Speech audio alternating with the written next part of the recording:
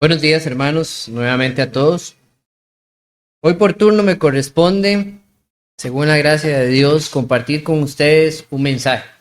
Como ustedes han podido ver, si se toman el tiempo y ven los cronogramas que están en la pizarra, que son colocados para que usted y todos los demás y nosotros podamos ver o entender el manejo de cómo se están guiando las cosas en la iglesia y la dirección que apuntamos, podrá entender que estamos en una seguidilla de estudios que se trata de cómo estimularnos en medio de la tribulación o de la aflicción.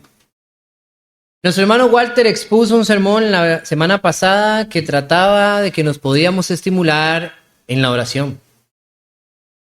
Y hoy vengo para presentarles a ustedes un sermón que se trata de cómo nos podemos estimular a través de la familia de la fe.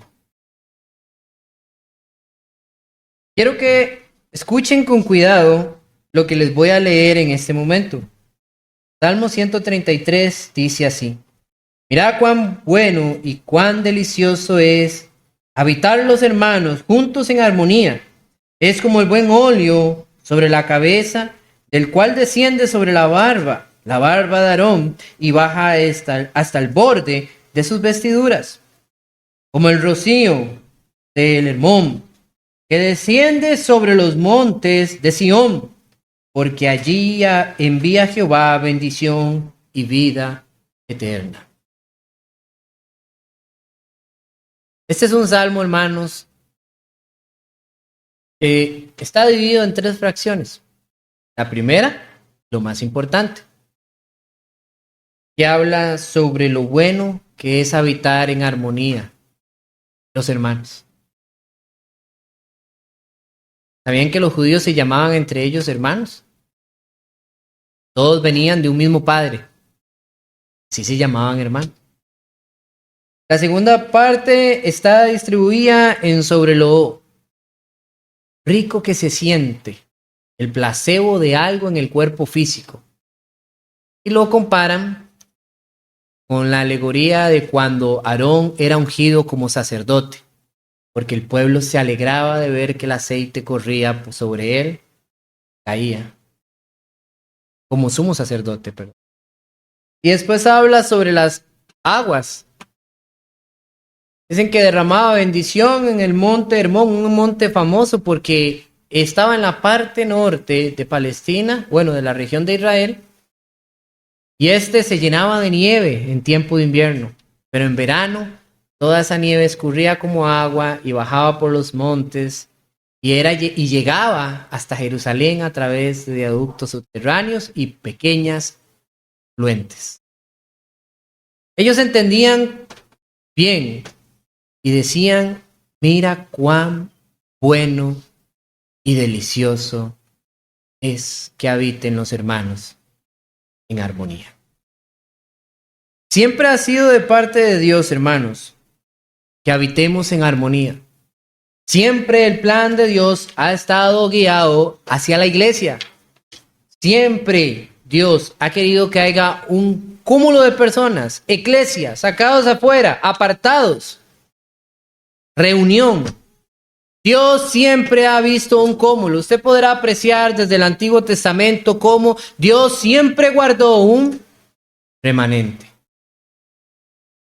Siempre hubieron personas dispuestas a amar a Dios, siempre hubieron personas dispuestas a obedecer a Dios. Y ellas siempre se agrupaban de alguna u otra manera y terminaban siendo aquel pequeño remanente. ¿Saben? Cuando vamos al libro de Hechos, vamos a encontrar ese pequeño remanente. Dicen que eran como 120 las personas que habían cuando Jesús se marchó. Y exponencialmente el número fue creciendo y creciendo y creciendo a través del tiempo para formar lo que usted y yo hoy llamamos, en la actualidad, como iglesia. ¿Qué papel tiene la iglesia realmente en la vida de uno como persona? Porque cuando yo me aflijo o estoy triste, soy yo, no son ellos. Porque cuando estoy pasando un problema, cuando hay una experiencia de mi vida, al final soy yo, no son ellos. Porque cuando estoy sufriendo, estoy llorando en mi casa, en mi cuarto a solas, al final soy yo. ¿Puedo entenderlo? Dios conmigo, sí, aún más. ¿Qué papel juega la iglesia si la salvación es independiente? No porque un hermano peque, yo peco. ¿Qué papel juega la iglesia en este cúmulo de cosas? ¿O qué me importa a mí realmente estar dentro de un grupo colectivo de personas para sentirme mejor? Solo los ocupo para alabar a Dios y nada más para eso. O sea, que fuera del domingo no debiera para mí como persona haber otra cosa más importante. ¿Por qué? ¿Por qué la iglesia es tan importante para Dios y la coloca como una prioridad? Más allá de la familia natural de la carne, Dios la presenta así. ¿Por qué? Si yo realmente tal vez no le he logrado hallar el sentido. Déjenme y les digo algo. Ustedes conocen las normas de seguridad dentro de las empresas, edificios, trabajos. En cualquier lugar, hoy en día hay normas específicas. Tiene que haber extintores cada cierta distancia.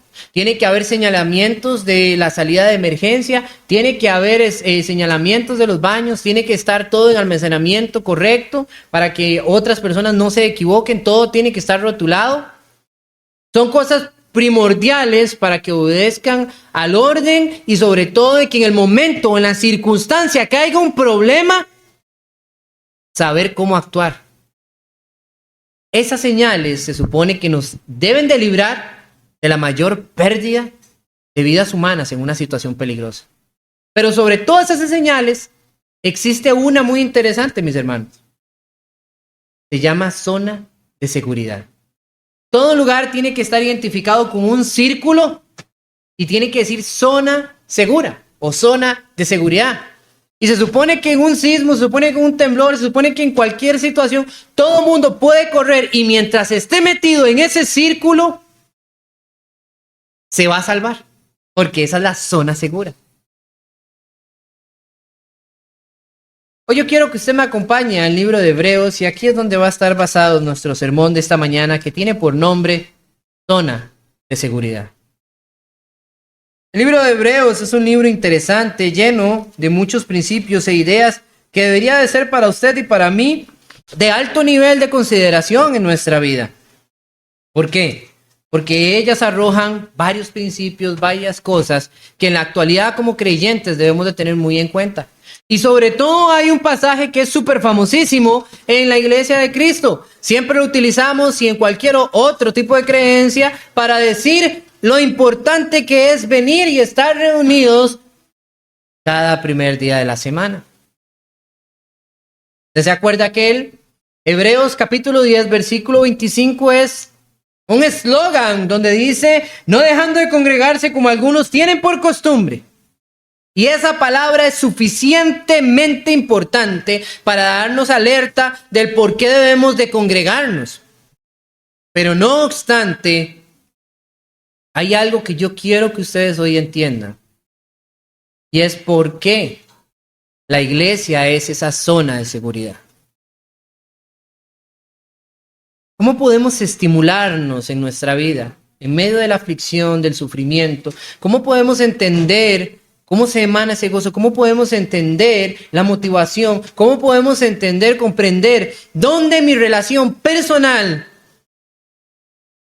yo me conecto con todos los que estamos aquí y es vital para mi vida? ¿Dónde?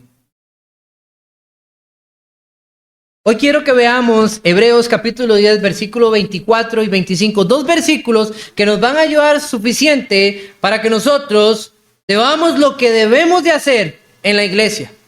Tres cosas que este pasaje bíblico nos ofrece fáciles, sencillas para nosotros y que van a ser una guía total para entender como iglesia cuál debiera ser nuestros tres motivantes al estar siempre juntos o no juntos en este edificio.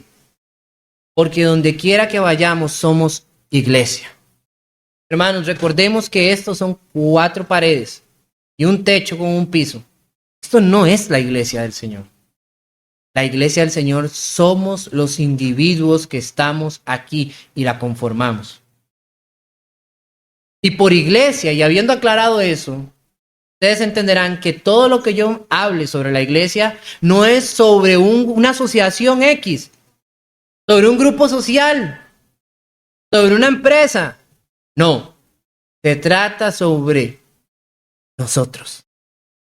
Así que ahora en adelante, cuando yo hable iglesia, ni usted ni yo vamos a estar fuera de este saco. Porque somos la iglesia del Señor.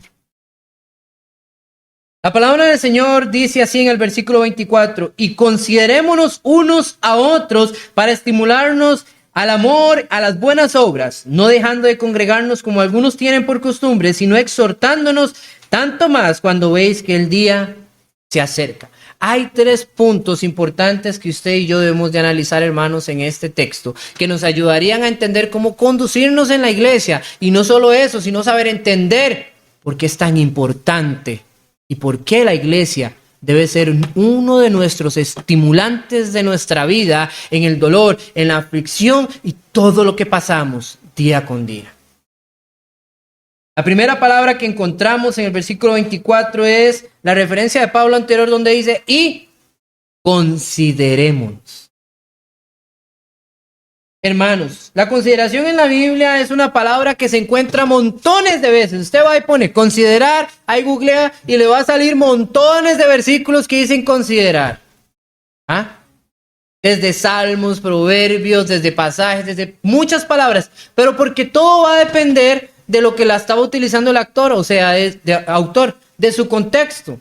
Pero hay un significado en común de la palabra considerar que es el que podemos traducir a nuestro buen español y entender más fácilmente. Pensar. Pero no es pensar como cuando usted llega y le dicen así rápidamente, ¿cuánto es 2 más 3? No. Sino que esta es una frase que describe cuando usted le dedica tu mente a algo.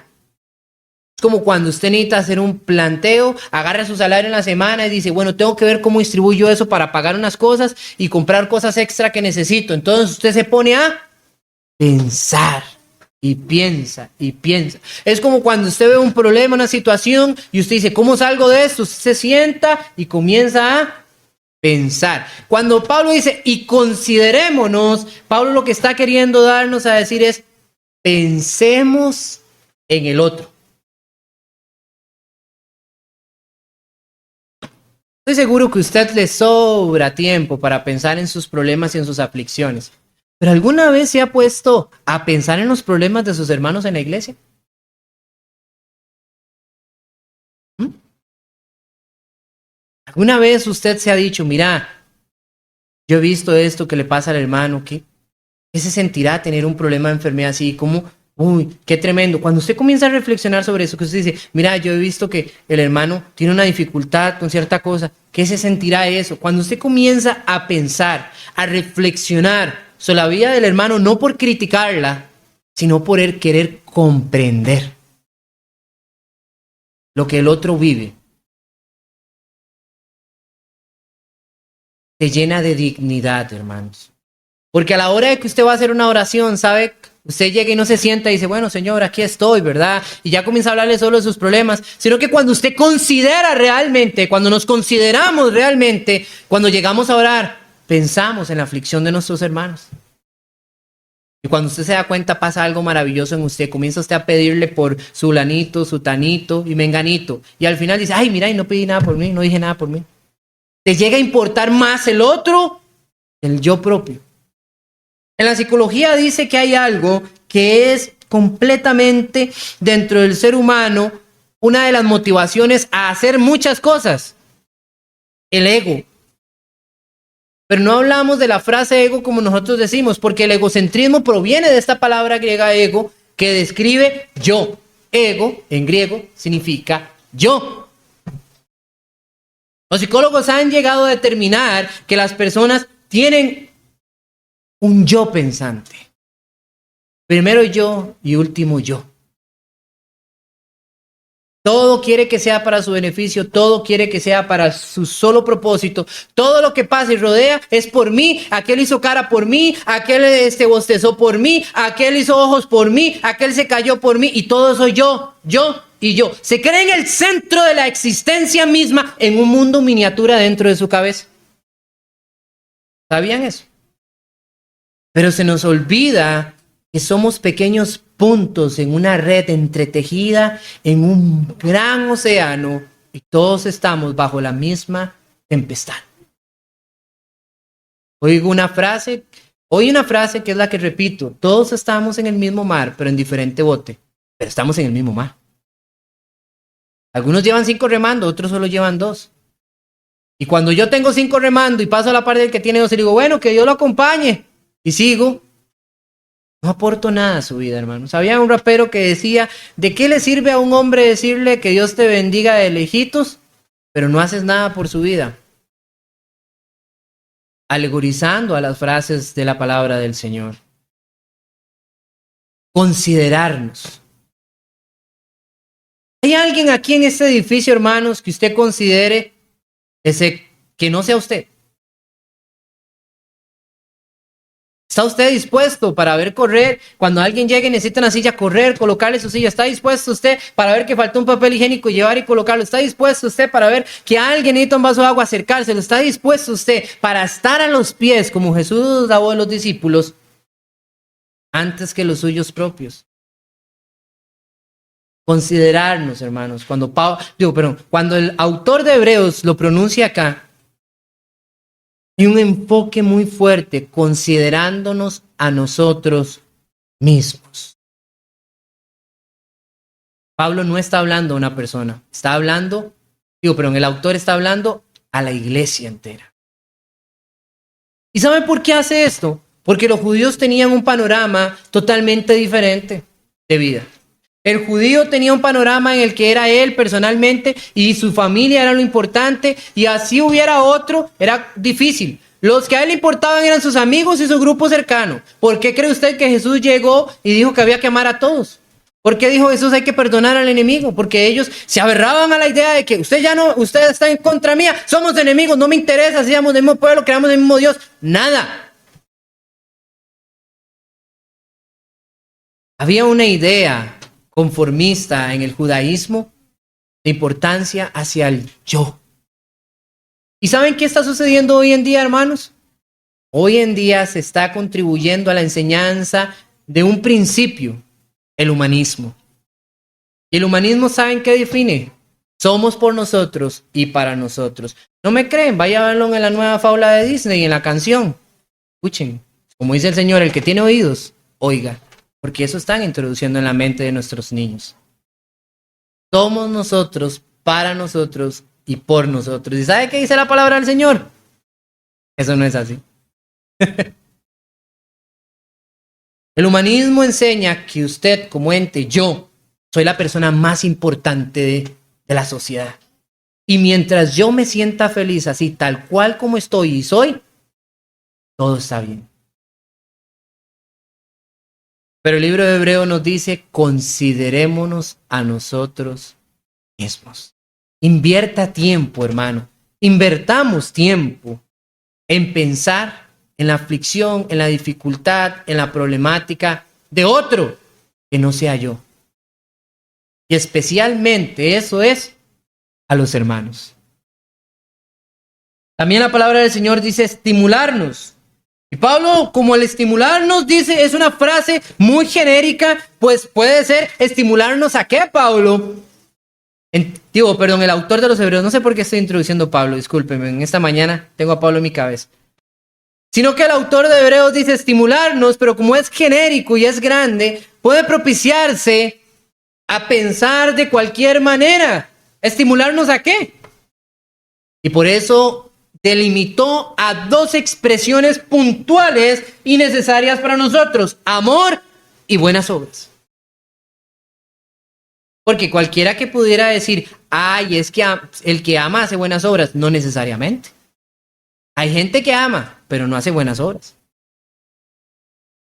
Hay que estimularnos, o sea, se supone que usted y yo deberíamos, todos nosotros, de pullarnos, de movernos, de empujarnos, de hacernos pensar 2 cosas que ya vienen sucediendo. Una, a pensar y a reflexionar por otro. En vez de que yo llego y me acerco y le digo, Naín, ¿viste qué feo el vestido de la hermana Araida? Y entonces Naín dice, sí, estaba feo porque ese color no me gusta. No es chismear, hermanos, sino es a considerar. a considerar. ¿Qué es considerar, hermanos? Acercarse y decir, no por buscar hablar mal de alguien, sino buscar y llegar y decir, mira, hermano, ¿viste aquel hermano que los zapatitos los tiene rotos? Sí, hermano, ¿verdad? Qué difícil debe ser la situación para el hermano. Sí, debe ser complejo. ¿Qué podemos hacer? Estimularnos. ¿Ven cómo el primero reflexionar en nosotros nos lleva a la siguiente fase? Cuando usted y yo comenzamos a entender que el amor y las buenas obras son algo que se debe de estimular dentro de nosotros. Pues estoy seguro que usted no llegó y cuando conoció a su pareja llegó y dijo, ay, estoy enamorado de él. No, usted llegó y le dio romance. Usted vio, estaba bonito, estaba bonita, estaba atractivo, estaba atractiva, pero el amor no surgió hasta que no se comenzó a estimular. Que el detallecito del bomboncito, que el mensajito de la noche, que esto, que el otro. Eso estimula amor. Yo puedo tener una madre, puedo tener un padre que si él no me estimula el amor, yo posiblemente crezca y no lo ame. Solamente diga, ese es mi progenitor, esa es mi progenitora. Eso se llama conveniencia. Tiene que haber un estímulo, hermano. Tiene que haber un aprecio de interés, un estímulo de amor. Y ese es el estímulo que Jesucristo dio. Que Cristo no vino, ¡bum, bum! Una cruz y se fue ya. Pudo haberlo hecho. ¿Por qué pasar 33 años esclavizado aquí como un ser humano? ¿Por qué aguantarse a sus amigos y soportar cada tontera con la que salían y que no entendían? ¿Qué sentido tiene que Jesucristo haya padecido todas estas cosas? Estimularnos. Si Jesucristo no hubiera sufrido para llegar y ser muerto en la cruz del madero a la manera que sufrió, usted y yo no nos estimularíamos en entender lo importante y lo doloroso y lo sufrido y el gran sacrificio que fue. Porque dar mi vida por alguien que yo amo puede ser muy fácil, dice la palabra de Dios. Por alguien que uno quiere, sí, pero por un montón de ingratos. Y así Él nos estimuló. Dice la palabra del Señor que por eso lo amamos, porque Él nos amó primero. Hermanos, estimularnos en el amor, producir relaciones de afecto, producir oportunidades de diálogo, producir muestras de cariño, cosas que vinculen y que hagan entender para nosotros, yo les importo y ellos me importan a mí. ¿Saben, hermanos? Nosotros debemos de pensar que los pequeños detalles hacen la diferencia. ¿Usted no se ha puesto a pensar cuando un hermano cocina, anda buscando cómo mediar, traer algo para todos? Una muestra de amor. Y está ahí esperando el hermano, la hermana, que le digan que sabe rico, que se sintieron gustosos. Aún más de fijar cuántos frijoles dejó en el plato o no. Porque él está queriendo entender que ustedes han visto su muestra de amor. Cuando un hermano trae algo aquí para repartir y él ahí lo pone y todo el mundo se lo lleva, el hermano está feliz viendo que no quede nada, solo la bolsa vacía.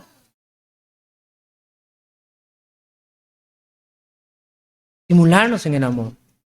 Cuando alguien siente triste y usted le pregunta cómo está y esa persona llega y dice, mira, me siento triste, y usted se sienta a la par y dice, contame, ¿qué pasó? Es estimularnos en el amor, hermanos.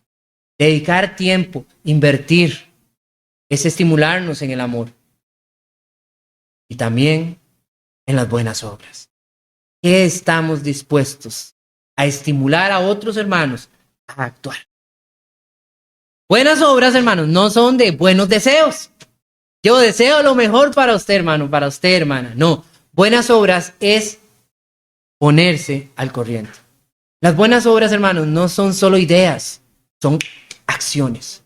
Cuando usted tiene ideas, eso es algo precioso, hermanos, pero usted tiene que tener como acción. Porque una buena obra no es lo que se queda en un papel o en su cerebro. Una buena obra es lo que se pone a producir y lo que logra efecto. Y el autor aquí dice, hay que estimularnos al amor y a las buenas obras. O sea, a algo que debe nacer en nuestro ser, estar cercano y sentirse parte de una familia. Y a actuar. Yo les voy a decir a ustedes algo. Si usted se da cuenta que algo le pasó a uno de sus hermanos en la carne, y llegan y le dicen a alguien, mira, que es que se le quebró el dedo. de una vez dice, ay, qué dolor, y qué me le pasó, y cómo me le pasó, y usted está interesado, y usted si tiene algo, ¿cómo le puedo ayudar? Ya lo llevaron al hospital, lo llevo yo, ¿qué? Pero cuando usted viene a la iglesia y oye que dice, mira, a la hermana tal se le quebró el dedo, ah, ¿en serio? Y usted tiene esa actitud, dese por enterado, hermano, qué mal que está. Es enterado, qué mal que estamos. O sea, no es la actitud que Hebreos dice que deberíamos de tener como cristianos. Porque la iglesia es un lugar para considerarnos y es un lugar para estimularnos. Pero también la iglesia es un lugar para exhortarnos. Y aquí viene el detalle, hermanos, porque a mí me da gracia, siempre que se oye la palabra exhortar, todo el mundo le da miedo. Hay una impresión de que exhortar, y ahí viene el regaño. ¿Ah? La gente piensa que exhortar es que una persona llegue, agarre ocha y le pegue una regañada. Casi que le faltó sacarle la faja y decirle, espérese porque lo voy a cinchar. No, hermanos. La palabra exhortación, y yo quiero que entiendan porque, vean, no solamente es mal entendida, sino es mal enseñada y mal producida.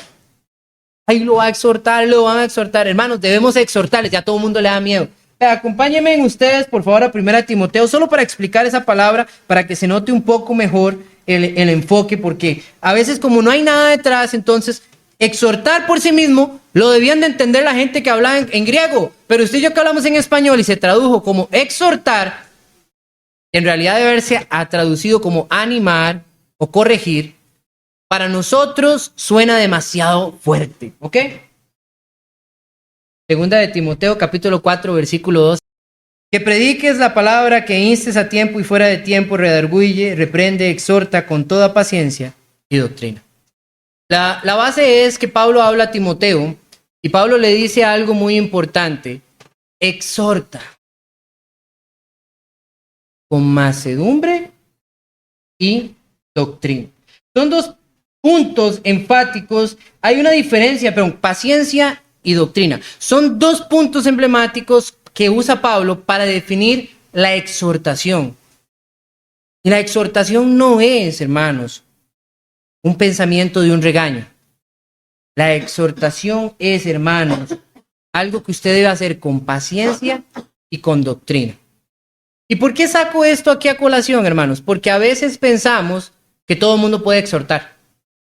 Y ese era el punto. Definir la palabra ayuda a entender algo. Pensamos que todos pueden exhortar. Y adivine qué, no todos pueden exhortar. Porque se necesita, ¿qué? Ser pacientes y saber la doctrina. Entonces, ¿por qué digo que no todos? Porque lamentablemente, aunque todos debiéramos de saber estas cosas, no todos vamos al mismo ritmo. Hay personas nuevas, hay personas que van ingresando, hay personas que van entrando. Y entonces, como no todo el mundo está calificado para exhortar, hay que tener cuidado. El primer cuidado es porque cuando malinterpretamos que exhortar es regañar a alguien, lo sentamos en una silla y le pegamos una vapuleada con palabras. ¿Ah? Cuando exhortar es todo lo contrario, es sentarse y decirle a la persona, mira, lo que estás haciendo está mal. ¿Por qué? Porque la palabra del Señor aquí enseña que está mal. ¿Cómo lo puedo corregir? De esta manera lo puedes corregir y yo, si tú lo quieres, te puedo ayudar. Eso es exhortar. Es animar a alguien a ir por la ruta correcta. Ahora, cuando el autor entonces llega y dice, debemos de considerarnos, estimularnos y exhortarnos, es porque también entonces en la iglesia no solamente debemos de pensar en el hermano, no solamente debemos de actuar por el hermano, sino que también debemos de estar preocupados de corregir a aquel que lo está haciendo mal. Nunca se me olvida, yo estaba en mis primeros años y estaba aprendiendo a enseñar y yo llegaba, me paraba al frente de un púlpito y comenzaba a decir cosas, hermanos, que a mi parecer estaban bien, porque estaba enfocado en enseñar y dar a la congregación algo y me daban 15 minutos en las meditaciones y yo llegaba y después me daban en los martes una clase y yo llegaba y enseñaba. Y cuando yo me metí a estudiar, ya en la escuela de predicación, me di cuenta un montón de cosas que yo dije mal. Comencé a ver y decía, uy, y yo enseñaba esto, uy, y yo decía aquello otro. Y una vez llego y se me acerco a uno de los evangelistas que estaba en la congregación y yo le digo, no, hombres, ahora me he enterado un montón, me hace el evangelista. Sí, yo sé, yo lo escuchaba. Y ¿Y usted por qué no me corrigió? Y se vuelca y me dice, por amor. Y me vuelco y yo le digo, por amor me hubiera corregido. Ahora yo me siento mal.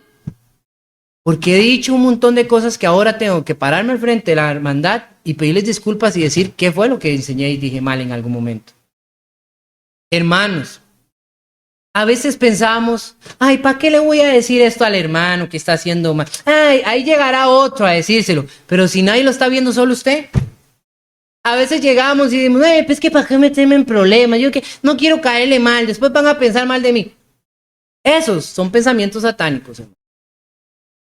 Porque si la palabra del Señor nos dice que nosotros debemos de exhortarnos, adivine qué debemos de hacer, exhortarnos. Y eso no significa que yo vaya y le diga al hermano Nain, usted no me gustan sus anteojos. No. No se trata de que yo ande regañando a los hermanos, no se trata de que yo ande peleando con los hermanos, se trata de que yo con amor y dulzura de carácter me acerque a hacerles correcciones de lo que están haciendo mal. Pero primero, ¿con qué? Con paciencia, y lo segundo, con doctrina. Muy importante, hermano. Si usted es una persona que está haciendo algo mal en la iglesia, usted lo debe de corregir. Pero primero, usted debe saber por qué eso está mal. No debe ser su criterio humano. Yo debo de como persona saber qué está mal para poder señalar y decir eso está mal. Y poder llegar y acercarme al hermano con la dulzura que me debe caracterizar, poder hacerlo y decirle, estás mal. Y responder la pregunta, ¿por qué? Con la palabra del Señor.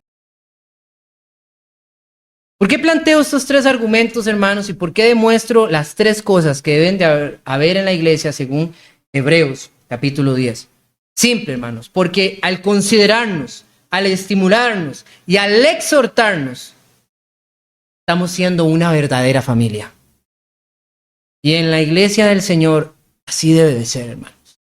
En la iglesia del Señor, hermanos, debemos de sentirnos respaldados por la hermandad. En la iglesia del Señor debemos de sentirnos comprometidos en la hermandad. No todo pasa bien y no todo sucede como queramos, hermanos, pero debemos de sentirnos parte de algo. Porque cuando yo soy una célula que está lejos del cúmulo de la célula, ¿saben qué pasa? Muero. ¿Sí es simple? Cuando Pablo compara a la iglesia, a un cuerpo, y dice, todos tenemos cualidades diferentes, todos tenemos diferentes formas de ser, todos tenemos diferentes trabajos dentro de la iglesia, pero al final todos somos un solo cuerpo. Él da un ejemplo y dice, si un dedo estuviera fuera del cuerpo, ¿qué puede pasar con ese dedo? Muere. Y aún más. ¿Y qué pasa? Si un dedo se llena de gangrena, se enferma. ¿Qué hay que hacer con ese miembro? Cortarlo y sacarlo para que todo el cuerpo no se vea a morir. Entonces, es importante que nosotros podamos reflexionar bien sobre este punto y sobre esta idea y entender, hermanos, por qué la iglesia es importante. Ahora sí, cuando yo vengo con un problema, cuando yo vengo con una situación, ya no voy a buscar al amigo que está allá afuera, que siempre me escucha y se pone de mi lado. Ya no voy a ir a donde la persona que siempre se pone a escucharme, nunca relaciona conmigo, pero yo le cuento. Ya no voy a ir yo ahí en el taxi contándole el problema al señor del taxi para que él me dé consejos. Ya no voy a ir a primera persona que me tope a derrocharle todo mi sufrimiento y mi tristeza para ver si alguien me escucha. Porque cuando existe una familia, porque cuando hay un lugar donde yo soy parte de él, es ahí donde quiero estar. Es ahí donde voy a ir a llorar. Es ahí donde alguien me va a levantar. Es ahí donde alguien me va a decir, estás haciéndolo mal. Es alguien donde me va a decir, yo te ayudo. Es alguien donde va a decir, te acompaño. Es donde por lo menos me van a empujar, pero a fuerzas me van a hacer salir adelante. Porque solo, hermanos, solos no podemos. Y el que crea poderlo lograr solo, lo animo a que lo siga haciendo y se responsabilice de su resultado. Porque la Biblia no me enseña esa situación. No me enseña ese estilo de vida. La Biblia nunca me dijo que una persona iba a ser salva. La Biblia me dijo que es la iglesia la que va a ser salva. Así que, hermanos, hay que entender algo. Es importante de vital manera para nosotros comprender realmente lo que la iglesia es y lo que debe significar para nosotros. Porque cuando yo esté afligido, hermanos, cuando yo esté triste, lastimado por esta vida, cuando las cosas no me están saliendo bien, hay un lugar. Yo quiero estar. Hay un lugar donde yo debería encontrarme. Hay un lugar donde yo sé que va a haber alguien que me va a aconsejar, donde alguien me va a abrazar, donde alguien puede llorar a la par mía, donde alguien ha experimentado, vivido y sufre igual que yo. Cree en el mismo Dios que yo, sabe las cosas que hay que hacer y las que no. Porque cuando yo voy y busco consejo afuera, adivinen qué, ahí no creen en Dios como usted y como yo aquí. Y los consejos van a ser lejanos. Cuando yo voy y me fío por el consejo de una persona que está allá afuera, está buscando vivir la vida a un margen o a un estilo de beneficio propio y humano, pero no al divino. Cuando yo estoy fiando más en la gente que está en el mundo que los que están en la viña del Señor, me encuentro en problemas. Pero mayor problema aún es cuando yo vengo a la casa del Señor, cuando yo estoy en la iglesia y no encuentro esa iglesia. Porque querría decir, estamos cometiendo un grave error. Y pueden haber, hermanos, 20, pueden haber 30, pueden haber 50, pueden haber 100 personas en esta silla, pero capaz solo 5 seamos iglesia. Porque no están interesados en los demás, porque no se estimulan y no quieren estimular a nadie más, y porque no exhortan, ni se dejan ser exhortados. Estar para otro, hermanos, es lo que Cristo quería que estuviera en nuestro corazón, y no solo por nosotros mismos. Si para nosotros es difícil, hermano o hermana, poder producir estas 3 cosas, si nos es difícil producirlas, aquí estando en esta tierra, si nos es difícil poder llegar y venir, entrar al edificio y ver la casa de la hermana Araida, me cae mal la hermana Araida. Isa. Jenny. Hermana. Si usted llega y eso es lo que usted siente, eso es lo que usted vea, yo le voy a decir una cosa, ¿cómo va a ser cuando llegue al cielo? Y los tenga que ver todos los días y viva y muere con ellos día con día. Si aquí solo nos vemos un rato y nos oímos un rato, capaz no sea el lugar en el que usted deba de llegar o no quiera llegar. Lo digo con palabras honestas y difíciles. Pero si somos las personas que entramos aquí feliz de vernos y cuando nos vemos nos alegramos, nos sentimos bien, nos sentimos felices de ver que está vivo un día más esa persona que está ahí porque es otro soldado como yo, militamos. Cuando estamos compenetrados, hermanos, el cielo va a llegar a ser el mejor lugar que podamos estar. Porque olvídense del oro, olvídense de la plata, olvídense de todo eso precioso que suena. Eso solo magnifica la grandeza de lo que es. Pero el verdadero sentimiento y lo verdadero de lo bueno que es el cielo es porque ahí estaremos todos juntos. Juntos con Jesús. Y Él fue el que más sufrió, el que más entregó, el que más nos estimuló y el que más nos exhortó, hermano. Dedicó su vida a eso. Quiero finalizar, hermanos, concluyendo con Efesios capítulo 4, versículo del 1 al 6.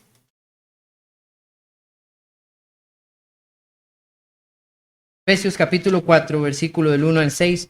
Tiene para nosotros un texto reflectivo que nos puede dejar una pincelada de lo importante que es la iglesia y lo que es como un lugar, como una morada, como una zona de seguridad. Dice así: yo pues, preso en el Señor, os ruego que andéis como es digno de la vocación que fuisteis llamados. No que fue llamado, fuisteis. Todo esto es en plural, hermanos, por una razón. Con toda humildad y con mansedumbre, soportados con paciencia los unos a los otros en amor, solícitos en guardar la unidad del espíritu, el vínculo de la paz. Un cuerpo, un espíritu, como fuisteis también llamados en una misma esperanza de vuestra vocación. Un Señor, una fe, un bautismo, un Dios y Padre de todos, el cual es sobre todos, por todos y en todos. Pero cada uno de nosotros fue dada la gracia conforme a la medida del don de Cristo. Hermanos, Esto que está aquí es de todos. Esto que está aquí, para todos, hermano. Esto que está aquí debe pertenecer a Dios.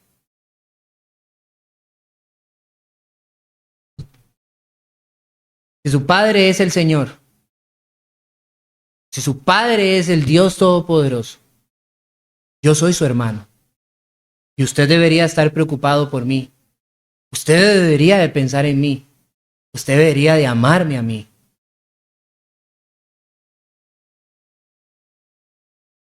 Y yo a usted. Que Dios los bendiga.